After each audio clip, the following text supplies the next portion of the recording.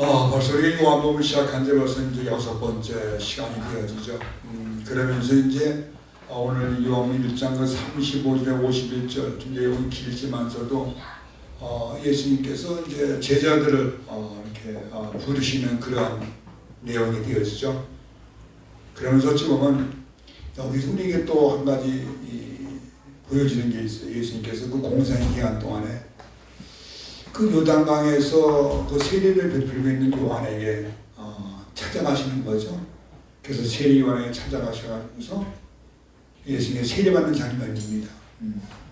그래서 어찌 보면 참 이 내용은 충격적인, 우리에게 충격적으로 다가올 수밖에 없어요. 그것은 뭐냐면 그 세례 요한에게 세례를 받으심으로 인해 가지고서 이제 예수님의 그 사역이 시작이 되어지거든요. 지금 우리가 볼 때는 어떻게 그 하나님이신 예수님께서 인간에게, 사람에게 그 세례를 받으실 수 있을까? 그걸 우리가 여기서 또 질문을 한번 가져볼 수 있습니다. 그래서 뭐냐면 분명히 우리는 뭐야? 예수는 하나님이셨고, 그렇죠? 여기 보니까 하나님이셨고, 또 출발에 자신의 죄 때문이 아니라 뭐요? 모든 인류가 지은 죄를 그것을 이루시기 위해서 또 이 사역을 시작하셨다는 것. 그러면서 또 여기에 또 예수님께서 세례를 받으실 때 어떤 현상이 일어났어요? 하늘이 열리는 거죠. 하늘이 열리고 또 음성이 들려지고, 참 우리에게 있어서는 매우 이례적인 일입니다. 그런데 한 가지 우리가 이제 먼저 짚고 나와야 게 있죠. 왜 예수님께 세례를 받으셨다고요? 바로 그것은 뭐냐면 저와 여러분 때문이라는 거죠. 그 얘기입니다. 예수님께 뭔가 부족하셔가지고서 그 세례를 받으신 것이 아니라 사실 예수님께 세례를 받으신 것은 저와 여러분 때문이라는 거. 이제 그걸 우리가 여기서 이제 문제를 가지고 시작하는 겁니다. 그래서 어찌 보면 이 예수님께서 세례 받으시는 이 장면을 보면 뭐예요? 어쩌면 이 구원의 그 상징적인 의미를 가지고 있다. 구원의 상징적인 의미를 가지고 있다. 여기 보니까 예수님께서 세례를 받으신 후에 두 번째로 하신 일이 있죠.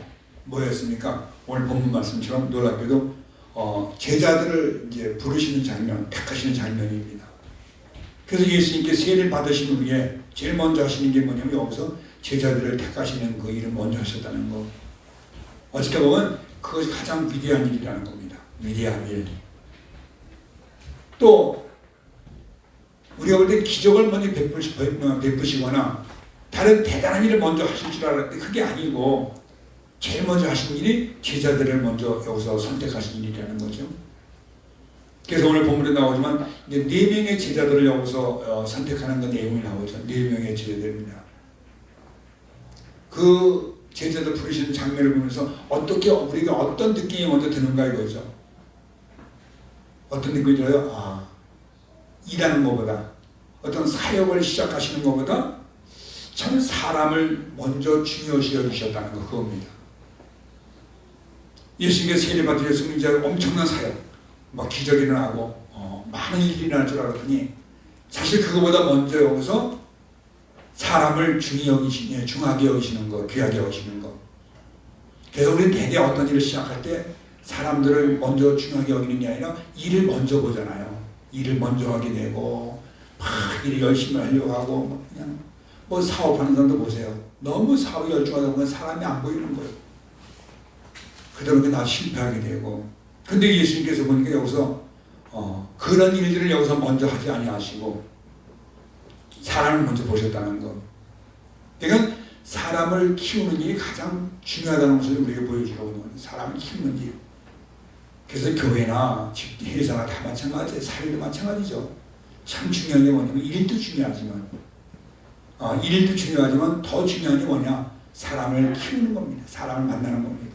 참 이보다 더 귀할 수가 없어요. 그래서 여러분들 그렇잖아요. 자식들이랑 누구를 위해서 마찬가지 기도하실 때 참 사람을 잘 만나게 해달라고 우리 기도할 수밖에 없어요. 참 이 사람을 잘 만나는 게 얼마나 중요한지 몰라요. 그럼 우리가 살아가면서 너무나 아주 절실히 느끼지 않습니까? 그것은 왜 그래요? 사람을 잘 만난다는 건, 사람을 키운다는 건 정말 내가 하는 일을 맡길 수 있는 사람이 있다는 게 참 중요해요. 내가 하는 일을 맡길 수 있는, 정말 허심탄회 맡길 수 있는 일, 맡길 수 있는 사람 얼마나 중요한지 몰라요. 그래서 예수님께서 먼저 여기서 제자들을 먼저 부르셨다는 겁니다. 왜 그런 게 많잖아요. 우리가 사람 잘못 키우게 되고 잘못 만나게 되고 잘못 만들게 되면요, 내가 그렇게 믿었던 사람이 나를 배신하게 되고, 또 내가 믿었던 사람 때문에 내가 실패하게 되고 패가망신당하게 되고 망하게 되고 여러 가지 일이 생기잖아요. 그래서 어찌 보면 이제 우리도 공감을 갖는 거예요. 아, 예수님께서 그 세리한테 세례를 받으시면서 가장 먼저 하신 일이 참 사람을 부르시는 일, 사람을 키우는 일이 왜 중요한지, 왜 의미가 있는지 여기서 우리가 보게 되는 겁니다. 그래서 왜 그럴까요? 나 혼자 완벽할 수 없다는 거죠. 우리는 많은 약점이 있어요. 누구나 다 자기가 아무리 강하고 똑똑하고 다 잘한다라도요, 모든 게 다 완벽할 수는 없거든요. 그래서 사람을 잘 만나고 잘 키우는 걸로 인해서 나의 약점을, 약한 부분을 우리가 보완할 수 있다는 거, 그겁니다. 그래서 어찌 보면 또 그게 있잖아요. 어떤 사람은 너무 일을 먼저 막 벌리다 보니까 나중에 돌아보니 사랑이 없는 거예요. 사랑이 없는 거예요. 그래서 그것 때문에 또 아주 힘들어요. 참 좋은 사람, 지금 나한테 필요한, 내 일을 도와주실 만한 사람이 있어야 되는데 막상 그런 사람이 없는 겁니다. 그러면서 아주 아쉬워하는 걸 보게 되죠. 그래서 어찌 보면 오늘 우리가 이 본문에서 예수님이 보여주시는 것, 그건 뭐냐면 바로 우리가 배워야 할 그 교훈이라는 겁니다. 그게 뭐예요? 여기서 영적 그 삶이죠. 그래서 예수님께서 3년 동안요, 이렇게 쭉 이렇게 하신 걸 보게 되니까 거기다 보면 사람을 키우는 일에 아주 가장 먼저 전력을 다하시는 걸 보게 돼요. 그러면서 여기 원리를 보는데 여기 뭐가 있습니까? 그것은 교회만이 아니라 세상에도 마찬가지라는 거죠. 그래서 왜 어떤 기술을 가진 사람들도 그렇잖아요. 참 후계자를 키운다는 거. 요즘이라서 그 어떤 전문성을 가진 사람, 장인이라고 그러죠. 전문성을 가진 사람들이 요즘대로 후학이 없다는 거예요. 왜? 이렇게 힘든 일을 누가 이어받을 하지 않는다는 거죠. 힘든 일을 하려고 하지 않는다는 겁니다. 그래서 누구한테가 전수해주고 싶고 이 일을 이어나가게 하고 싶은데 그런 사람이 없다는 거죠, 한마디로. 그래서 참 중요한 게 내가 없어도 이 일이 계속 이어질 수 있다는 거. 그래서 결국에는 사람을 키우는 게 참 매우 중요하구나.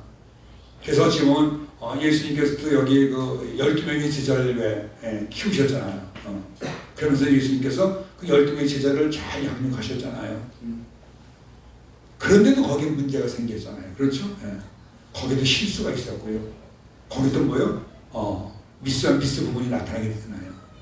그것은 뭐냐면 왜 그럴까요? 인간은 다 연약하다는 겁니다. 아무리 완벽하게 키운 데서 완벽해지는 것이 아니라는 거죠.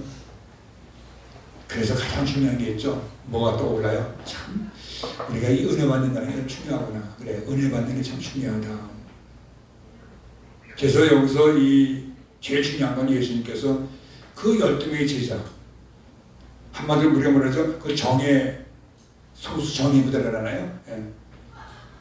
그래서 많은 사람을 키우는 게 아니라 정말 작은 인원을 먼저 키울 수 있다는 거. 그래서 오늘 제일 먼저 4명의 그 제자들하고 선택을 드리래요. 그렇죠? 4명이 나오죠. 그러면서 여기서 이제 그 한 사람씩 양육을 하면서 이제 선발하시는 그 과정입니다. 그런데 우리는 이것을 어떻게 생각을 해요? 너무 양이 안 차는 거죠. 그러니까 우리는 많은 사람을 키우고 싶어하고 많은 사람과 일하고 싶어하고 많은 사람을 두고 싶어하는데 결국 거기서 우리는 많은 실수가 나오게 되고 문제점을 우리가 발견하게 되는 거거든요. 그래서 어찌 보면 그 많은 사람이 모여야 안심이 되어지고 많은 사람이 모여야 성공했다라는데 사실 그건 아니라는 겁니다. 그래서 우리가 이제 앞으로 예수님께서 그 12명의 제자를 키우시는 과정들을 보게 될 것이고 거기서 또 어떤 현상들이 일어나는 걸 다시 보게 될 텐데 여기서 마찬가지 그거예요. 뭐냐면 참 이것이 어떻게 이루어지고 있는가 그것을 우리가 이제 볼 수 있어야겠죠. 여기 그 1장 1절인가요? 한번 좀 보실래요? 1장 1절입니다. 같이 읽어봐요. 시작. 태초에 말씀이 계시니라. 이 말씀이 하나님과 함께 계셨으니 임하시고 하나님이십니다. 자, 무슨 얘기일까요? 참 이게 같이 일한다는 거, 하나가 되어진다는 거, 그겁니다. 그러니까 어찌 보면 참 우리가 일을 하면서 다른 기구도 좋고 기계도 좋고 여러 가지 좋지만 사람과 함께 일한다는 거, 또 뭐라 그러죠? 왜 양보단 질이 중요하다 그러죠? 그걸 여기서 보여주는 거예요. 그래서 교회도 마찬가지입니다. 교회도 초점을 어디에다 두느냐가 참 중요해요. 물론 교회도 많은 인원이 필요하죠. 많은 사람이 필요합니다. 그런데 그 많은 사람이 필요하지만서도 그 중에서 실제적으로 일하는 사람들 숫자는 작다는 겁니다. 작다는 거죠. 그런 얘기 하잖아요. 10명이 모인 곳에도 일하는 사람 정의되어 있고 100명이 모여서 100명에도 일하는 사람 한정되어 있다는 거죠. 또 1000명이 모여도 마찬가지예요. 거기는 일하는 사람 몇 명으로 한정되어 있다는 겁니다. 그와 같이 이제 우리가 여기서 정말 어떻게 필요한 사람을 우리가 만날 수 있고 만들 수 있는가, 여기서 그걸 말씀하시는 것 같아요. 그러면서 여기서 예수님께서 제일 먼저 뭐예요? 그 제자 선발의 원리가 여기서 나오죠. 그러니까 제자를 선발하는 그 원리가 나오는데 매우 이게 중요한 겁니다. 여기서. 그러니까 그게 뭐예요? 원리가 뭘까요? 바로 양육이라는 겁니다. 제자 양육이죠. 그게 참 중요하다는 겁니다. 그래서 어찌 보면 이 양육이 없으면 교회는 힘을 잃어버려요. 힘을 잃어버려요. 왜 양육이 필요해요? 양육은 여기서 볼 때 그 개인적인 만남을 통해서 그 사람의 특성을 다 알게 되고 그 사람을 훈련하게 되고 가는 길을 보게 되고, 오늘 보니까 여기 제일 먼저 누굴 먼저 불렀어요? 안드레를 먼저 부르셨죠. 그래서 여기 그 35절부터 그 38절까지 그 얘기입니다. 그런데 여기 안드레도 마찬가지죠. 실제적으로는 뭐예요? 이 제자로 뽑혔지만서도 세례요한의 사실 제자였습니다. 안드레도요, 세례요한의 제자였잖아요. 여기서. 그러니까 예수님께서 아무나 제자로 뽑으신 게 아니라 이미 훈련이 잘 되어져 있는 겁니다. 그러니까 준비된 자 중에서 뽑으셨다는 겁니다. 그러니까 길에 가다가 안드레가 있어가지고 야, 너 이리 와, 내 제자가 해. 그게 아니라 이미 안드레는 그 세례 요한으로부터 이미 훈련이 되어져 있고 잘 훈련된 그러한 제자라는 겁니다. 그를 여기서 선택하신 거예요. 그러면서 우리 여기 질문할 수 있어요. 어떻게 남의 제자를 여기서 선택할 수 있을까 이거죠, 한마디로. 그러니까 그 세례 요한으로부터 훈련이 잘 되어진 것을 이미 알고 계시는 거죠. 그 다음에 또 한 가지가 있죠. 세례는 어떤 사람이에요? 그럼 외치는 자였잖아요. 그러니 얼마나 강한 자였습니까? 그러니 그 밑에서 훈련받은 이 제자들이 얼마나 제자 훈련이 잘 되었겠냐 이거죠, 한마디로. 또 한 가지 이들은 뭘 합니까? 자기 스승, 세례 요한의 목표가 뭔지를, 그가 무엇을 중심으로 외치는지를 이미 이들은 아는 자라는 거예요. 알고 있는 겁니다. 그래서 어찌 보면요, 우리도 마찬가지예요. 정말 우리 입에서 오직 예수님 이야기만 나오는 것이 참 중요해요. 왜 교회 그렇잖아요. 많은 이야기들을 많이 하는데 그래도 가장 중요한 건 뭐예요? 복음적인 그 중심으로 우리가 서 있어야 되는 거죠. 그게 무슨 얘기냐면 예수님께서 세례요한 제를 떼서온 게 아니라 사실 이 세례요한의 제자들도 세례요한의 제자는 아니라는 겁니다. 그들도 이미 하나님을 위해서 훈련된 자들이고 주를 위해서 쓸 수 있도록 훈련된 자이지 내 제자는 아니라는 거죠. 바로 그게 여기 다른 점이에요. 우리도 마찬가지예요. 교회에서 일하는 일꾼들도 마찬가지로 뭐냐면 목사님이 제자 중심이 아니라 지금 하나님의 중심으로 되어진 자들을 여기서 말하는 거거든요. 그래서 여기 35절, 36절, 37절 다 마찬가지입니다. 역시 세례 요한도 뭘 외쳤을까? 오직 예수입니다. 오직 예수. 정말 예수를 위해서 훈련된 제자들 말하는 거죠. 그래서 오직하면 여기 이 37절인가요? 뭐라 그래요? 여기 6절에 있죠? 예수께서 거짓임을 보고 말하되 보라 하나님 어린 양이거든. 누가 그 말을 해요? 세례 요한이. 이미 벌써 영적으로 뭘 보는 거예요? 정확하게 보는 거죠. 저분은 보통 사람이 아니라 하나님의 어린 양이라는 겁니다. 기생제물이라는 거죠. 여기서. 그리고 어찌 보면 여기서 뭐냐면 오직 예수라는 것을 여기서 세리만이 아주 강하게 여기서 그래서 우리도 신앙생활은 가장 중요한 건 뭐냐면 오전에 말씀드렸잖아요. 우리가 주님을 예수님을 볼 줄 알아야 된다는 거죠. 그러면 여기 38절 좀 보세요. 같이 한번 읽어봐요. 38절. 그게 한마디로 뭐냐, 아까 그 어린 양이로다. 그 두 제자가 그의 말을 듣고서 예수를 따라가니까 38절 뭐라고 시작? 예수께 돌이켜 그 따르는 것을 보시고 물어 이르시되 무엇을 구하느냐? 이르들 앞이여 어디 계시옵니까? 자, 너희가 왜 나를 따라오려 하느냐 그 얘기입니다. 왜 나를 따라오려 하느냐 이겁니다. 무엇을 구하느냐? 뭘 찾느냐 이겁니다. 뭘 찾습니까? 이들이 말한 거예요. 주님의 거처가 어디십니까 이거죠. 이들은 세례요한의 거처 알잖아요. 세례요한의 거처는 어디예요? 광야죠. 석정은 없고 멧돼지 먹고 정말 한 곳에 거처하지 않으면서 또 돌아다니고. 그래서 제일 먼저 궁금한 게 뭐냐면 어디 계십니까 이거죠. 어디 계십니까? 거처 어디냐 이거죠. 그랬더니 39절 보세요. 뭐예요? 와서 봐라. 와서 보라는 겁니다. 그 기억나는 게 마태복음 8장 20절이죠. 인자는 뭐 들 곳이 없다? 머리 들 곳이 없다. 이제 기억이 나는 겁니다. 그렇죠? 머리 들 곳이 없다. 그러니까 예수님께 계시는 곳은 아주 화려한 것이 아니라는 겁니다. 아주 멋있는 장소가 아니라는 거예요. 내가 가는 곳이 내가 있을 곳이고 내가 있는 곳이라는 거예요. 그러다 보니까 누구랑 비슷해요? 세례요한과. 그래서 너희들이 직접 와보라는 거예요. 와보라는 겁니다. 그러니까 어찌 보면 예수님께서 너희들에게 한마디로 내가 너희들에게 보여줄 만한 게 없다는 거예요. 너희들에게 자랑할 만한 것이 없다는 겁니다. 이 당시에 이들은 어떤 생각을 했어요? 정말 메시아라면 하나님이 오시면 구세주가 오시면 아마 대단할 줄 알았어요. 정말 모든 삶의 구조라든가 생활의 방법이라든가 모든 게 다 다를 줄 알았죠. 특이할 줄 알았죠. 근데 여기서 뭐라 그래요? 와보라는 겁니다. 와보라는 거예요. 그러면서 와보니까 뭐예요? 충격적이잖아요. 그게 뭘까요? 제자들이 예수를 따라다니니까 충격적인 거예요. 우리나라도 초대교회 때는 교회가 참 부흥이 잘 됐잖아요. 그러면 뭐라 그래요? 교회만 가면 다 복받고 교회만 가면 다 병이 낫고 다 만사 형통하고 다 잘 될 줄 알았어요. 그러다가 이제 우리가 경제가 좋아지고 모든 게 다 좋아지다 보니까 뭐라 그래요? 이제 거기서 멀어지는 거죠. 예. 속된 말은 뭐 배부르고 등 따스니까 그겁니다. 그러니까 우리가 예수를 잘 믿으면 내가 하는 모든 일은 다 형통해지고 내가 모든 하는 일은 다 뭐요? 쉽게 해결될 줄 알았다는 거죠. 근데 막상 우리가 들어가 보니 그렇지 않더라는 거죠.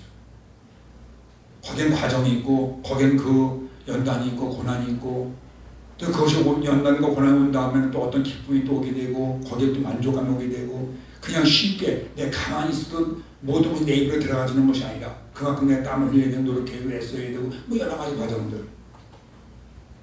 그러면서 이제 거기 진리를 깨닫게 되는 거죠. 어떤 걸 진정한 믿음이고 어떤 걸 진정한 그리스도인의 모습인지를 우리가 이제 거기서 깨닫게 되는 거죠. 여기도 바로 그 얘기입니다. 그러면서 뭐요? 저들이 예수님과 함께 거하다 보니까 충격을 받는 거예요. 바로 이거는 뭐요? 거처할 곳이 따로 정해져 있는 것이 아니라는 거죠. 그러면서 뭐라 그래요? 너희들이 정말 나와 함께 거하기 원하는 얘기입니다.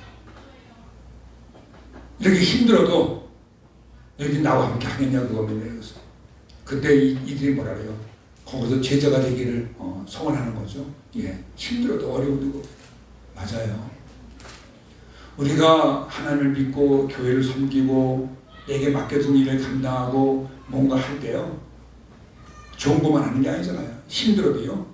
내가 감당할 수 있는 그 힘이 있어야 돼요. 사실은요. 그럴 때 나중에 와서 거기에 대해서 감사가 나오게 되고 만족이 나오게 돼요. 모든 게 다 나에게만 비위 맞춰주고 내게만 다 이렇게 한다면 뭐 무슨 의미가 있겠어요? 솔직히 아무것도 없어요. 그래서 여기도 그 얘기하는 거예요. 지금 우리가 저들을 보면서 그렇죠? 저들이 사는 모습을 보면서 지금 우리도 그렇잖아요. 내가 사는 현장에서 누구 만나기 원한다고? 예수님 만나기 원한다고요.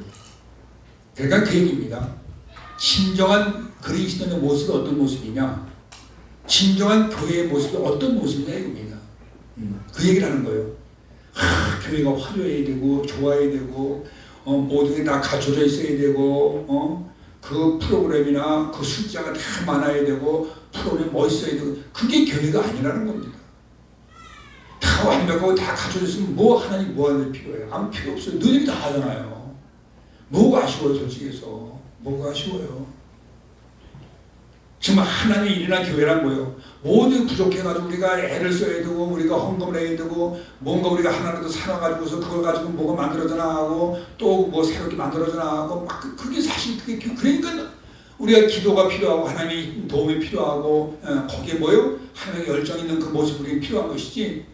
교회가 그냥 모든 게 다 넉넉해가지고 헌금 하나라도 그냥 다 넉넉하니까 말만 하면 다 만들어주고 말만 하면 다 사주고 말만 하면 다 그 무슨 거기는 하나님이 뭐예요? 오늘 오전에 그랬잖아요. 우리 안에 세상으로 가득 차 있으면요 하나님이 들을 공간이 없다는 거예요. 여러분들 가끔 그런 건 안 느끼세요? 전 느껴요. 가끔 큰 교회가 있는데 저 큰 교회는 도대체 저 뭐 하는 데 쓸까? 뭐 하는 데 쓸까? 저 안에 그냥 각 실도 많고 말이지 부서가 참 많을 텐데 저 안에 다 꽉꽉 차 있을 건가? 좀 부러워요. 우리는 그냥 뭐 하나 하려면 장소가 없잖아요. 그냥 그냥 그쪽에 써야 되고 뭐 해야 되고. 근데 한번 가만히 생각해 보세요. 저 우리 부족하니까 그래서 서로가 양보도 하고 서로가 의논도 하게 되고 서로가 뭐도 하게 되고 이렇게 되는데 저들에게 그런 게 필요가 없잖아요. 그냥 뭐 예산 올리면 다 결정해 주는 것이고 다 해준다고 생각해 보세요. 근데 뭐가 필요할까? 하나님 필요가 없어요. 사실은 사람이 다 하는데 뭐예요. 여기 그 얘기입니다 지금. 제자들 보고 너희가 나를 따라오라는 거예요. 와보라는 거예요. 가보니까 어때요? 와 이건 뭐 더한 거야. 어찌 보면 세례 요한도 참 문제지만서도 예수는 더한 거죠. 뭐 한 번에 거쳐가는 게 아니라 늘 계속 왔다 갔다 하고 떠들으시니까 그 얘기는 아닌 거예요. 그래서 중요한 건 뭐냐면 우리가 부족한 가운데 누굴 만나? 예수를 만나야 된다는 겁니다. 그래서 어찌 보면 이 만남 그게 삶이라는 거예요. 삶이라는 거예요. 그래서 어찌 보면 교회는 헌신도 있어야 되고 희생도 있어야 되고 사랑도 있어야 되고 비전도 있어야 되고 희망도 있어야 되고 여러 가지가 다 부족한 것들을 통해서 그게 뭐예요? 다 만져져야 돼요. 어찌 보면 교회는 뭐라 그럴까요? 교회는 자랑할 게 없는 곳이 되어야 돼요. 우리 교회가 우리는 그냥 교회 커가지고 없는 게 없어.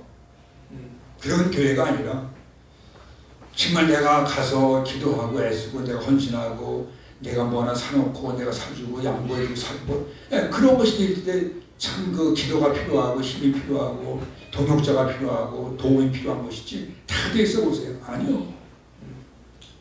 그래서 지금 예수님께서 제자들 제일 먼저 부르신 다음에 멋있는 무릇으로 제자들 데려가신 것이 아니라 와서 보라는 거예요. 그래서 내 삶 속에 제자들 여기서 보여. 그래서 그렇구나. 교회라는 것은 교회는 그겁니다. 와보라. 그거예요. 와보라. 와봐라. 그때 이제 모여든다는 거죠. 그래서 그럼 여기 40절, 41절을 보게 되면요. 그러면 여기서 베드로는 또 어떻게 선택받는가 한번 보세요. 베드로 40절, 41절 시작.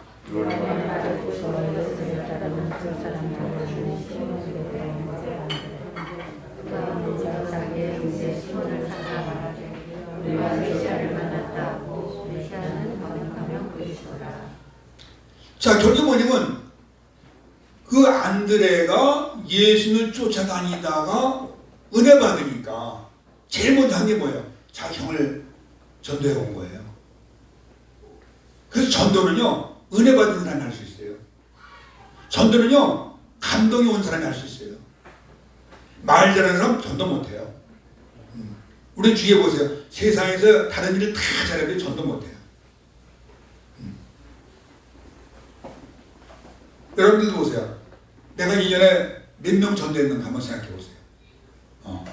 내가 1년에 몇 명 전도했는가. 아니 좋아요. 전도는 안 됐어도 내가 1년에 몇 사람에게 내가 복음을 전해왔는가. 정말 내가 아는 내가 믿는 그 범위 내에서 내가 몇 사람에게 복음을 전해왔는가. 바로 그 얘기입니다. 그러니까 그 세리원의 말을 듣고서 계속 세리원을 쫓아다니다가 예수를 만나가지고서 예수를 쫓아다니 그 제자들 두 사람 가운데 여기 뭐요? 그 안드레라는 사람이 그의 형 베드로를 지명하고서 뭐요? 전도하는 겁니다. 근데 어떻게 전도합니까? 안드레가 자기 형 베드로를 전도한 그 상황을 보게 되면요, 형, 내가 지금까지 그 예수를 따라다녀 보니까 이러이러해 그겁니다. 내가 지금까지 예수님을 따라다녀 보니까 뭔가 다르다는 거죠. 자기 마음에 감동이 왔다는 거죠. 그렇게 전도한 거예요, 사실은요. 어찌 보면 제일 먼저 복음을 전할 사람 뭐예요? 자기랑 가장 먼저 가까운 사람이에요, 사실은요. 그거밖에 힘든 거 없어요. 저도 마찬가지예요. 저도 참 제 형제들 이렇게 보면요, 전도가 힘들어요.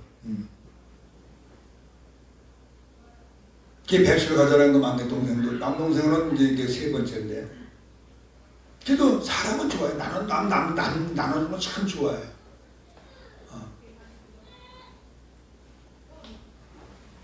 처음에는 백수도 한 40도, 50폭이 된다고 해서 가보니까 진짜 되겠더라고요. 막상 가서 뜯어놓으면 가져오니까 34폭이야. 그러니까 내가 왜 오냐고 묻지는 않았어요. 분명히 또 누구 준 거예요. 이제 뜯는 새, 그렇죠? 누구 준 거 같아 보니까는. 난 내비도 참 그만 안 했죠. 뭐 이미 줘서 끝난 거지 뭐 그래요. 나중에 뭐 준 것도 고마운 거고 그냥. 그러면 그 아이가 예수 잘 믿느냐? 아니요. 부정도 긍정도 안 해요. 올해 이제 62살인데. 그래도 뭐 저는 원래 그냥 뭐 형으로서 제일 그냥 맞이지만 또 호령이었고. 그러니까 세상에서 사람 존구하고 신앙사람은 전혀 달라요. 달라요. 여기도 그 얘기하고 있는 거예요, 지금. 정말, 이렇게 좋은 믿음, 이렇게 좋은 신앙생활, 가장은 내 형제들이 참 이렇게 얼마나 좋을까요? 얼마나 좋을까? 그런데 잘못하면요, 교회에서 있었던 나쁜 일들 다 주에 가서 하소연하고 얘기하고 술 먹고 다 다녀보세요. 그런 걸 왜 다녀? 그런 거를. 그런 게 왜 다니냐고. 주에서 그래요. 이건 전도가 아니라 그 사람들 길을 막아놓는 거잖아요. 자기 힘든 일들을 교회에서는 그걸 얘기하면 또 나가서 그 얘기잖아요. 너무 힘들어 죽겠어. 그냥 뭐 누가 어떠고 없고 막 그냥 그런 얘기를 안 믿는 일들한테 해요. 그 저들이 뭐라 그래? 야 그래 그럼 군대 왜 다니냐 이거요. 그런 걸 교회 왜 다니냐고. 저들이 더 잘 알아요. 예수 믿는 사람 지혜로운지 안 지혜로운지는 더 잘 아는 거예요 사실은. 그래서 여기서 안드레가 제일 먼저 뭐예요? 내가 예수를 따라다니 보니까 너무 좋다는 거예요. 다르다는 거예요. 형도 와봐. 진짜 달라. 그게 전도고 그게 은혜라는 겁니다. 그러면서 여기 보세요. 베드로가 나중에 어떤 인물이 돼요? 안드레보다 더 큰 인물이 돼요. 더 일을 많이 해요. 되려 그 전도받은 베드로가 자기 동생 안드레보다 더 큰 일을 합니다. 근데 참 대단한 게 있어요. 이 둘은 싸우질 않아요. 어느 대목이든 싸울 때는 말이 없어요. 그게 무슨 얘기냐면요, 동생 안드레는 형이 하는 일에 대해서 아주 적극적이고요, 자기보다 더 앞서가고 있고 더 잘하고 있는 것에 대해서 시기를 안 하는 거예요. 그게 신앙이에요 사실은요. 여러분들이 그런 거 있잖아요. 뭐 속장을 한다거나 회장을 한다거나 뭘 하게 되면요, 제일 두려운 게 있어요. 뭔지 아시겠어요? 자기 여성교회에, 자기 속회에 그 전에 속장을 오래 한 사람들이 제일 두려움의 대상들이에요. 아시겠어요? 정말입니다. 저 사람이 잔소리를 하지 않을까? 아는 척 하지 않을까? 지적을 하지 않을까? 뒤에 가서 내가 못한 흉을 보지 않을까? 지금 그런 상황이 되고 있는 거예요, 지금. 근데 여기 보게 되면요, 베드로와 안드레에 대해서 안드레가 형을 전도했지만 형이 더 많은 일을 하고 더 인정받는 일들을 많이 하지만서도 이들에게는 뭐예요? 잡음이 전혀 없다는 겁니다. 그게 믿음이고 은혜고 순종이라는 거예요. 사실 교회가 이래야 되는 거거든요. 내가 알아도 좀 참고 때로는 모른 척도 하고 잘한다고 칭찬도 해야 되고 정말 그 사람에게 뭐요? 더 많은 일을 할 수 있도록 우리가 뭐요? 그걸 밀어줄 수 있는 교회가 진정한 교회인 것이지 뭘 조금만 잘못하면 그거가 그냥 시비거리게 되고 흉거리게 되고 뭐가 되고 나팔고 그건 아니라는 거예요. 그래서 예수님께서 왜 세례를 받으신 후에 제자들을 사람을 제일 먼저 키웠는지를 여기서 알게 되는 거예요.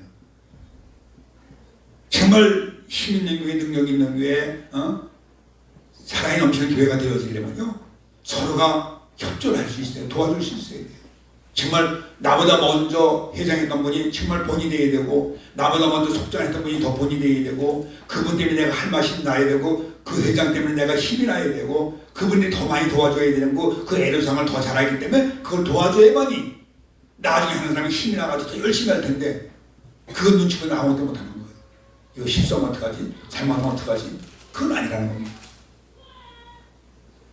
그래서 어찌 보면 오늘 본문도 그 얘기하는 거예요. 지금 여기서.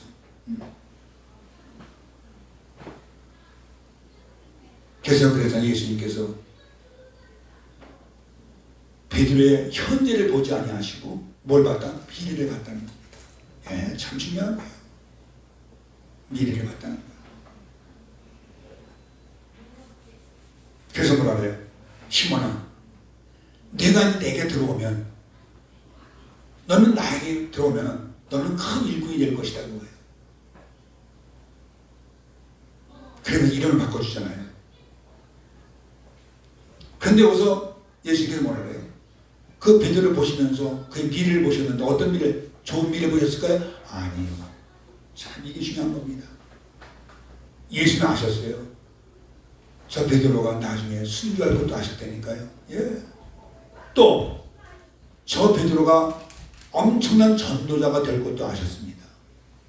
그 얘기예요. 그걸 아셨습니다. 참 중요해요.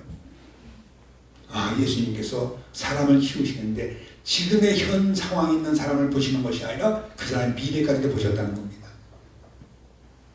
그래서 어찌 보면요 오늘 우리에게 주시는 메시지가 있어요. 그게 뭐냐면요 바로 그 얘기예요. 우리의 삶은 정말 내 이웃을, 내 가족을, 내 이웃을, 세상을 변화시키는 삶을 내가 살도록 내 인생을 주관해 나갈 수 있어야 돼요. 정말 내가 믿는 하나님, 내가 믿는 예수님, 내가 믿는 교회가, 내가 헌신하고 봉사하는 교회가 정말 내가 꼭 필요한 교회라는 사실을 내가 인지할 때 그게 가능해지는 것이지 그게 아니면 아무런 의미가 없었어요. 아무 때나 신앙 포기할 수 있고요. 교회 떠날 수 있고요. 뭐 할 수 있고요. 여러분 아시잖아요. 뭐 신천지나 이단을 간 사람들 보세요. 그 사람들은 현전한 사람들 가는지 아세요? 아니에요. 교회에서요 얼마 열성문자였고요. 열심히 했고요. 휘젓고 다니고요. 다 체육으로 일한다고 자부하는 사람 다 그리고 간 거예요. 아시겠어요? 왜 그런지 아세요? 자기를 알아주지 않는다고요. 왜 우리가 일하면서 사람한테 자기를 알아주기 말아야 됩니까? 여기 예수님께서는 뭘 보셨어요? 베드로의 미래를 보셨지만 베드로의 미래는 지금의 전도자의 모습이 아니라 지금의 그의 모습이 아니라 훗날 순교할 자라는 사실을 아셨다는 거죠. 바로 그게 예수님 보신 모습이죠. 그래서 오늘도 벌써 그 얘기예요. 우리는 분명 하나님은 여러분들을 통해서 교회를 세우시겠다는 거거든요. 그러면요. 여러분을 통해서요. 사실 오늘 벨리에 계신 전 이제 원래 목사님 그랬지만 제가 그랬어요. 그 소식을 우리 교회로 오라고 오시라고 해주죠. 괜찮습니다. 그런데 다른 데 열심히 일하는 성도 같으면 사실 그건 아니죠. 다르죠. 어쨌든 목회자는요 참 그게 힘든 것 같아요. 깨닫고 물어봤어요. 아니 우리 차도 타고 왔는데 왜 버스 타고 전철 타고 오셨습니까? 그랬더니 그래도 내가 지금 넘어서 그게 편하다는 거죠. 그 어디 사십니까? 그랬더니 그 천보산 기도원 앞에 사신대요. 그러시냐고.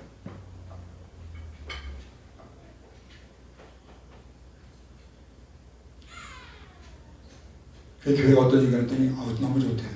인원이 없는데. 사실 여기서 우리가 뭐냐면 하나님은 우리를 일시키시는데 언제 시키신다고요? 오늘 그랬잖아요. 우리 안에 믿음이 보여질 때 일을 시키십니다. 또 한 가지가 있죠. 우리 안에 내 안에 순종이 보여질 때 일을 시키셔요. 사람이 시키는 거 말고 하나님이 시키시는 일이 그겁니다. 예수님께서 누구에게 일을 맡기고 누구에게 일을 시키시느냐?